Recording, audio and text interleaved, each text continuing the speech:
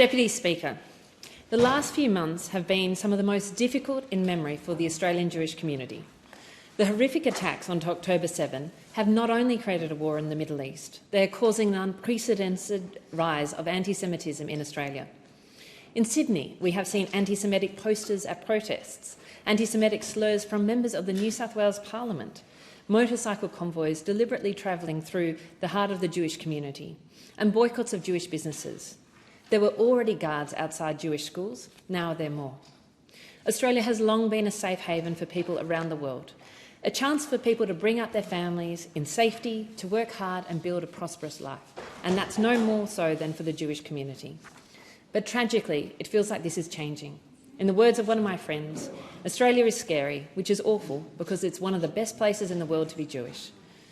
We can have different views on pathways to peace in the Middle East, and we can all mourn the devastating loss of life of civilians in this conflict. But there is absolutely no place for anti-Semitism. Our country's multicultural success is founded on the values of respect for all Australians, regardless of ethnic or religious origin. It has never been more important to stand up for those values, and that's why combating anti-Semitism at universities is one of my priorities. Prior to the Hamas attacks, the Australian Jewish University Experience Survey was released. It found that almost 2/3 of Jewish students reported anti-Semitic incidents at universities, and more than 50% had hidden their Jewish identity. These incidents have gotten worse since October 7. In the survey of Jewish students that I recently conducted, nearly 200 young people told me about their experiences. They told me about the rise of anti-Semitic social media posts, about Nazi symbols being graffitied on buildings, about disregard for Jewish grieving after October 7, and a young man telling me about food thrown at him, being followed around and verbally abused for wearing a kippah on campus. It is well overdue that we combat anti-Semitism at universities.